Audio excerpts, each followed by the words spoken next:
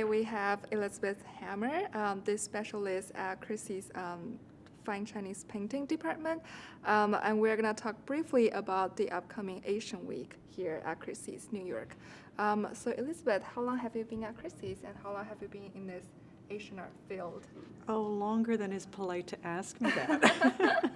I've been at Christie's this time around for 10 years, but Wow. I actually worked here in the early 90s. Oh, that's a long time. Yes, it is. So some people have argued that last year wasn't really a good year for the whole art market.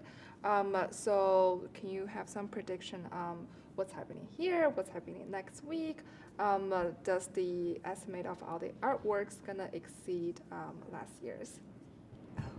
I think actually the sales were quite okay. It seems the buyers are becoming more sophisticated.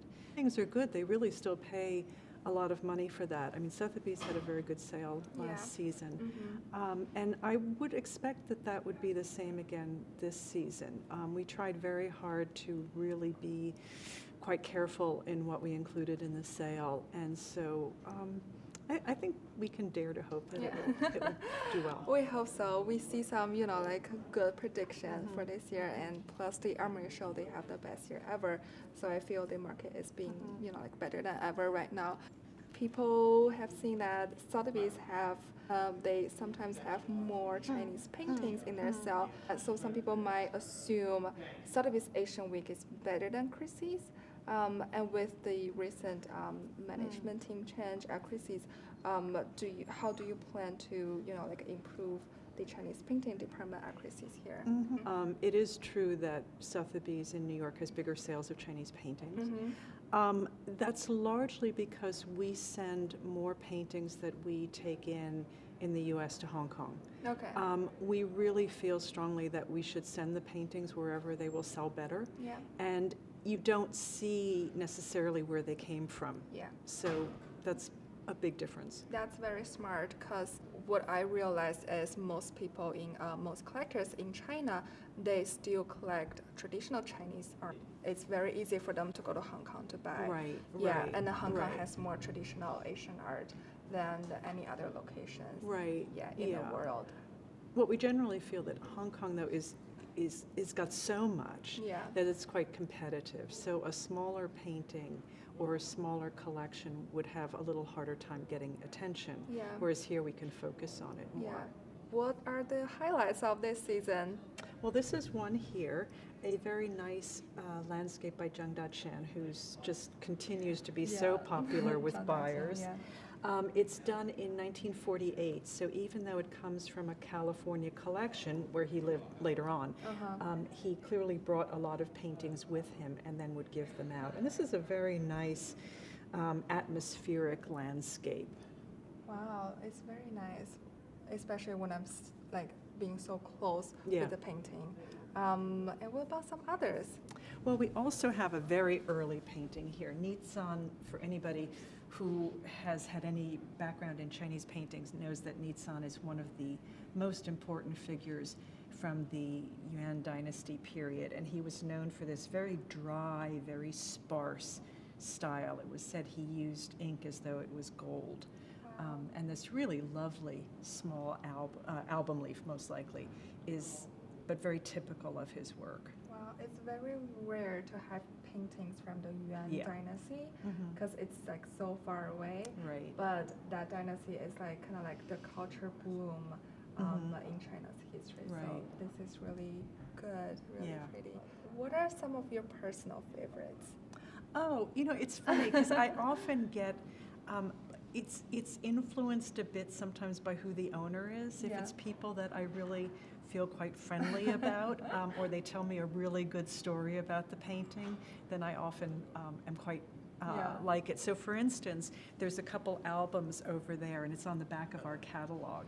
Wow. That the owner is the son of the collector, and he's just a lovely person. And then the painting is so lively and just original. That's why we say provenance and the story behind the painting is so important. I realize some people I know, some collectors I know in China, they're not planning to come this year. So how do you plan to attract more buyers from China? And I know some buyers, they probably have never been to New York. They don't know they can actually buy at auctions in New York. So how do you plan to attract them? Yeah, most of our buyers actually, even though for New York, come from mainland China, which is quite interesting. When I worked at Christie's in the early 90s, of course, the mainland was not part of the art market, so it's like another lifetime. We really try very hard. In fact, to look for buyers in the West is not where we put our efforts. So what we do is we rely on our colleagues. So we have 2 colleagues here from Beijing, and then all of our colleagues in China are helping us and reaching out to their buyers. We use WeChat heavily, and we really try very hard to put everything as much in Chinese as possible. I even say if it's between Chinese and English, it goes in Chinese. You've seen the development of the buyers and this department. That's interesting. It's history. That's really history. fun. Yeah, and it's amazing that still most buyers for Chinese works of art are still Chinese, even though like we've heard Rockefeller collect Chinese art before.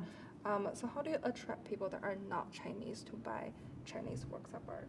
Oh, that's actually what I do. I think the hardest thing are 2 problems. One, people say, oh, all the paintings look alike, so you have to get them to look in details. Yeah.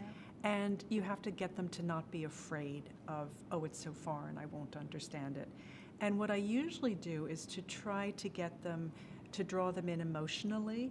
So for instance, this painting, you can say, well, Nizan, it was during the Yuan dynasty, and his world had been turned upside down, and he was perhaps at this point living in a houseboat trying to get away from taxes. And look at how the painting is so sparse and dry and restrained, as though from a man who is really trying to hold it all together, and living a very controlled life because it's falling apart around him. Wow, amazing. Yes, when you talk about that, I can clearly see that. But if you don't see that, I might not know that. Well, it's very nice talking to you. Thank you so much for this. Pleasure. Thank you. And see you next time.